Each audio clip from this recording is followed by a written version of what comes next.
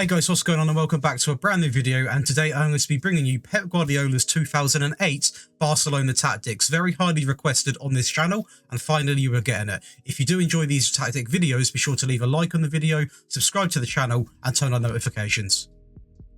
So then guys, this is going to be the Pep Guardiola 2008. We are going to be testing today with teams that Pep has been involved in, and this was a very requested tactic across the entire channel, massively by several people. Although I've done a Pep Guardiola tactic, you guys specifically wanted to see a Barcelona version, and that's exactly what I'm going to be bringing you. Now this tactic was able to pick up 5 trophies in one season, so it is a very dominant tactic and one that I would highly suggest you at least attempt to use across any save, because it is really good and really balanced. When it comes to the passing side of the game, it actually completed over a 91% pass completion and dominated in the passing stats. As you can see here, we've got a big variety of stuff to look at. We are going to be focusing more on the passing side of the game more than anything else, because that's exactly what I want to sort of show off and show to you guys.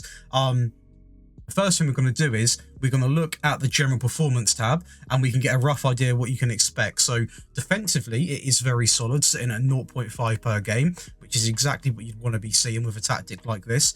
Goals per game sitting at 2.74, so reasonably high scoring for a tactic that isn't based on going out and getting tons and tons of goals. It's quite a methodical, quite a slow build up, tiki taka, you know, controlling the game type of style. So to be scoring that is actually quite good.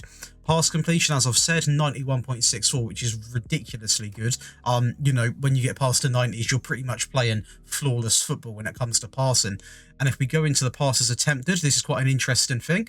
You can see here 806 passes attempted per game, compared to the average of 591 in the Spanish division. So that is very good to see. And as you can see, this is pretty common sense again, but it is going to be in the centre midfield of the park, which is where predominantly we want to be doing this sort of, you know, zip-zap passing, passes attempted, you know, playing back to the defence, going forward again. And not much happening up here, because usually a lot of the work is done through the midfield, and that's exactly what we want to be seeing in this system. So that alone sort of paints a picture in your head from what you can expect. In terms of passing here, a little accurate, passing and lots of passing going into our favour there. I thought I would include it because it just shows that we are very good at passing in this division. In a division which a lot of teams can be good at passing, obviously Spanish football is known for that sort of tiki-taka style. And as you can see, we pass more than the average team, and we also pass more accurately, so that's always a positive. And in terms of the pass map, as you can see here, this is exactly what we want to be seeing. I'm not going to read out all of this because, you know, there's absolutely tons of it, but as you can see here, the players shown on the pitch, we are a sight to behold in the passing department, making a total of 762 passes. That was in one game, by the way. You can see you can see exactly where the passes are being made. Predominantly, it is going to be from fullback to midfield, midfield to midfield, and the occasional ball going forward. But a lot of the passes, when you are in possession, are done around the midfield and with the back line. And then you just find that runner who's, you know, pretty much got the perfect chance to go through and get the goal. But with Barcelona, we also found a lot of success. You're going to see here, as you can see, very dominant in the Spanish division. You know, I mean, to be fair, obviously Barcelona are one of the favourites, but Real Madrid as well are equal up there on this game. They can always give you a run for your money, so it's a good job that we won that. I'm very happy with that. We also won the Spanish Cup and also the Spanish Super Cup. In the Champions League, I was a little bit disappointed.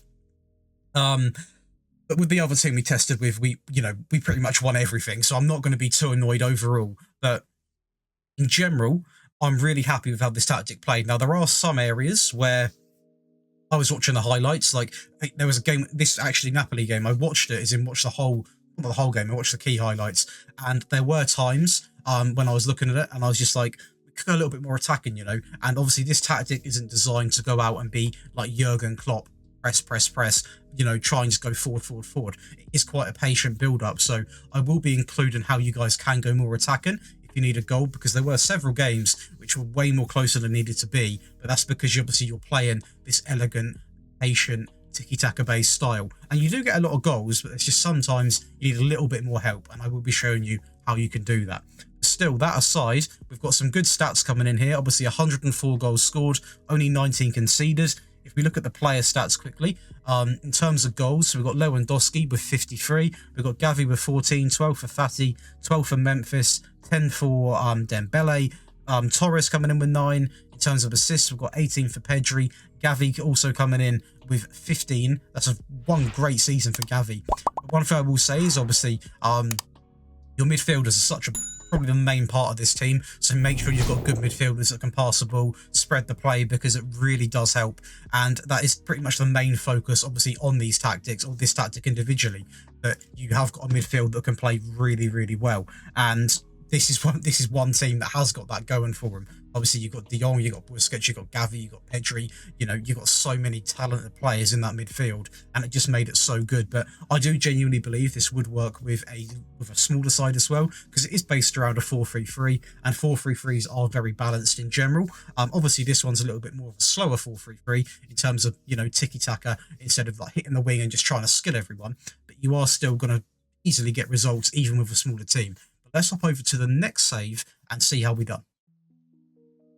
So the next test is going to be with his current side, Manchester City.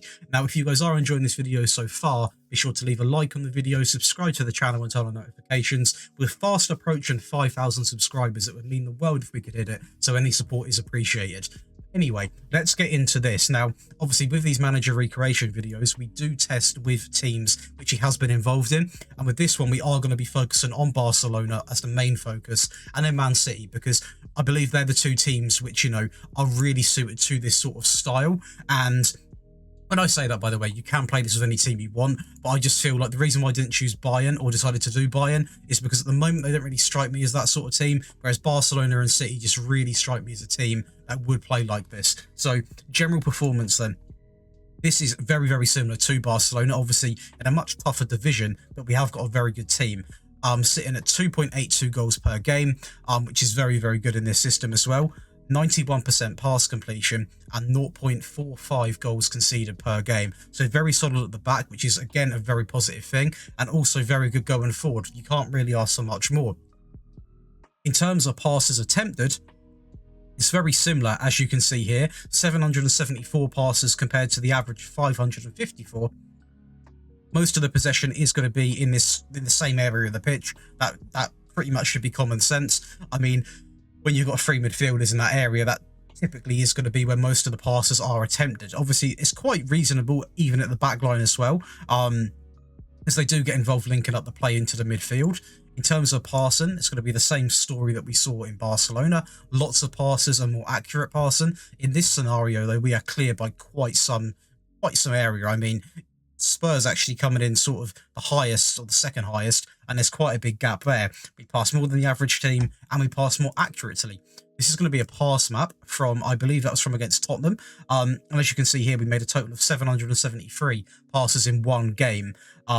And they're genuinely completed in the deeper areas, sorry. And I can expect that, because that's exactly what I want. I want to control the game from the back to go forwards, and it does this so well. You can see here on the pass map a rough idea of what you're going to be expecting to see when you're in a game. And overall, I'm very happy with how these sort of stats display this tactic. If we look at the results for Man City, this is the team that actually managed to win 5 trophies in one season. Now, I know it's Man City, but to still be winning everything you can possibly win is a massive accomplishment, and I'm very happy with how this testing went. So, Premier League champions quite comfortably over Liverpool. We also won the Champions League versus Tottenham. Shout out to them for getting to the final, by the way. We won the FA Cup against Manchester United, the Carabao Cup against Manchester United, and the Community Shield against Liverpool, scoring 107 goals and only conceding 17. Now we're going to go over some of the player stats, and as you can imagine, Erling Haaland's always going to be at the top. I mean, this guy is an absolute nut job in this game. 89 goals, 23 for Kevin De Bruyne, 18 for Bernardo Silva, Phil Foden with 13, 8 for Grealish, 8 for Alvarez. So a bit more of a distribution with the goals. It probably just looks better because we've got a player like Erling Haaland up front who just literally cannot stop scoring with whatever save you do. In terms of assists, you got 19 for Gundogan, 19 for Silva, 16 for Foden, 16 for De Bruyne, 10 for Rodri, 10 for Haaland, 10 for Jack Grealish. So I mean, you are looking at a very wide variety of assisters in this team, and I think that was probably the difference to why potentially we found a little bit more success in this save, is because going forwards we are better, especially in this game. Obviously, when you've got the likes of Erling Haaland up front, and you got, you know, De Bruyne in the midfield. Even the midfield guys, I mean, it's questionable In my opinion, obviously, Man City's would actually be better, especially in this game. You obviously got Bernardo Silva that can play in midfield, Kevin De Bruyne, Phil Foden, Jack Grealish, Rodri, obviously, in that sort of more defensive role. You've got a really, really good team and a really good spine of a team as well. Partner that with a very good defence, you can't really go wrong. But I genuinely do believe this tactic would work with any team you want to use it with, just because I've used very similar tactics. That aren't focused on possession but are very similar shaped, and they do get results even with sort of mid to lower table sides. But that is going to be the testing phase done on the video. Let's pick out a game to watch and then we'll break down this amazing Pep Guardiola tactic. So guys, I'm looking through the results. I just want to show you this just so you know that I'm not, lying about the results. But a lot of the finals were actually quite close sort of games. As I did mention, that you are going to dominate these games, but it's just about getting the goals. And there's not too much to actually watch in terms of highlights. I was going to watch this one because it was Derby, but obviously it's too far back. I can't watch the highlights. We can watch from this point onwards. So I mean, I might just pick out a game here against, possibly this one against Chelsea. That's quite a good team. Obviously a 3-0 win. Or this 4-1 against Tottenham. Let's look at this 4-1 against Tottenham. See exactly what we're about. So more possession, that's typically what you're going to expect. Tottenham playing a very negative system, but this is the team, obviously, how it does lay out. So you're actually going to have Silva and Foden on the wings with Gundogan, De Bruyne and Rodri in midfield. You can't really go wrong with that lineup at all. We'll watch the goals, because, I always like to include some of the goals. It's just in some scenarios, as you've seen, a lot of the finals were actually really close and not too much action. So we'll switch this to the TV POV and let's have a little look. So it's actually going to be Tottenham taking the lead with, be fair, some really good play into Barrios, who cuts it back into Emerson Royale, a cross goal, and the keeper possibly could have done better there. I think he couldn't really see a full point of view of where the ball was coming from, but they do go 1-0 up. However, we do bounce back, a good bit of press in there. Gundogan, a ball actually over the top, a rare sort of thing in this system, into Haaland, into the bottom right corner, and that is going to be the equaliser we desperately needed. Now, with this tactic, balls over the top do happen, as you've seen, but it's not going to be as often. So if you are a player that does like to play more direct style, this might not be the tactic for you. But overall, you do get a little bit of a mixture. So you will get players go to the byline, put it in, and you also see a bit of that from Rodri. Or Rodrigo. Honestly, that is genuinely nuts. You are going to see a little bit of that. He's not told to do that, but because we're so good at, sort of dragging players out of position and then having tons of space on the edge of the box. Granted, that one was from a set piece. You are going to see a lot of that. You are going to see the occasional time where a pop shot will happen because you've dragged everyone out from just passing them around the pitch. So then a player can have a long shot. A lovely bit of skill there, I believe, from Grealish. He keeps going, and he keeps going again. And this is one of the bonuses of playing with a wonder team. Jack Grealish doing it by himself there. Something we're used to seeing in real life, to be fair, taking on players, getting goals, getting assists. Obviously, not as many at the moment, but he'll thrive one day. He will thrive one day, and that's a great goal there. Obviously, a ball over into Cole Palmer, who obviously has come on, who gets it back into De Bruyne in a game which we did deserve to win. But not the best game there for showing you more like the tiki taka goals. But as you've seen from the past match, you've seen from the overall sort of stats and how we play, it is going to be that scenario. And as you can see here, if you are going to play with a team like Man City, whether that be from the start or possibly you guys have got a save, which you've had for a few years, and you've got a team like Man City's or that standard, you can expect to be seeing a lot of this. Like, it's a lot of wins pretty flawlessly. A loss there to Southampton, which is a little bit gutting, and a loss to Liverpool, but they're the only two losses the entire season. So, the 7-2 Community Shield as well. That's a stat line there. But, no. Like I said, I do think this tactic would genuinely work with any team. But if you guys are going to be using it in a powerhouse team or even like a mid-power, when I say mid-powerhouse, I'm trying to think of some scenarios like your United, your Arsenals, possibly your Tottenhams, your Chelseas, them teams that aren't like PSG City. They are getting there. It is really going to thrive, but that's enough talking done. Let's break down this fantastic tactic. Before we do, be sure to leave a like on the video, subscribe to the channel, and please do turn on notifications. And also, if you do want to get involved, be sure to check out the community tab every so often, guys, because I post there very often. You can vote for what videos you get to see and a lot more. So let's get into this tactic anyway and break it down. So then, guys, this is going to be Pep's 2008 Barca. Now, this is going to be different to my previous one, which I've done on Pep. This one is as accurate as what I could get to the 2008 era. Now, It might not be 100% replicated because, as I do like to point out in every tactic video I make that is a recreation, I do tweak things so they also get results in game, because at the end of the day, I don't want to, release a tactic to you guys that is 100% replicated but plays awful in the game, because I know a lot of you guys download tactics from me to get results, and don't want you guys getting annoyed. So if there's something which you see which you're not fully happy with, please comment on it and I'll say whether it's a genuine mistake or whether I did tweak it because the other role I did try didn't work, because at the end of the day, I don't want to be releasing tactics that don't get results. Now, mentality is going to be set to positive. In possession, you want much shorter passing, fairly wide attack and whip, focus play down the left and the right, and play out of defence. I did have it on focus play through the middle, just so a lot more was going on in the middle, but then it was just the wide areas weren't really getting used enough. So having it like that is a perfect balance. And also you saw on the pass maps how easy it is to sort of how dominant the midfield still was without even focusing the play through it. Slightly higher tempo, work ball into the box, low crosses, dribble less and be more expressive. In transition, you want counter press, hold shape, distribute quickly, distribute to the centre backs and roll it out. Out of possession, you want a standard defensive line, a high press line of engagement more often, and prevent short goalkeeper distribution. That is going to be that side of the tactic done. So a few things you can look to tweak if you need a goal desperately would be possibly, you could start off, by the way, by upping the line a little bit, get a little bit further up the pitch. In transition, not much you can really do there. This one, you could possibly look to run at defence. You could look to take this off. This helps a lot, taking this off and just having shots in general. If you really need a goal, you could look to possibly up this passing directness by 1, because much shorter is purely for very, very short tiki taka style. If you guys want a more direct goal, you could look to go to pass into space and have this set to, slightly shorter or shorter.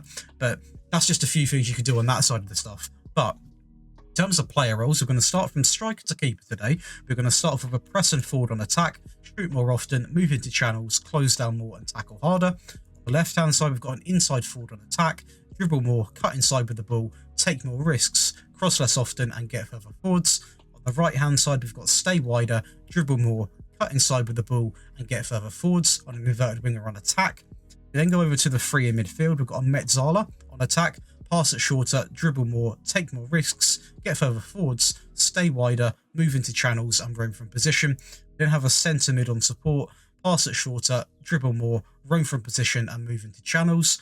We then have a deep line playmaker on support, pass it shorter, shoot less often, take more risks and hold position. That's going to be the midfield area done. Quite quickly, there's not too many instructions, to be honest, on this entire tactics at all. It's quite there are a few instructions obviously, but I mean, compared to some of the tactics that we do make, it is quite a balanced system, and that's because it is quite easy to play tiki-taka on this game. You just got to have the right roles, have obviously the passing all the way down, and you can play some really good football. Left back is going to be a full back on support, dribble more, shoot less often and get further forwards. 2 ball playing defenders in this system, both on defend, take more risks and hold position, and exactly the same for the right hand sided one. The right back is going to be a full back on support, dribble more, shoot less often and get further forwards. And that leaves us with one last player, the goalkeeper on defend, no instructions at all. Nice and basic and very simple. So guys, that is going to be Pep's 2008 tactic broken down. If you guys have enjoyed, be sure to leave a like on the video. Please do subscribe and comment what tactic you want to see next, and you could see it featured on this channel.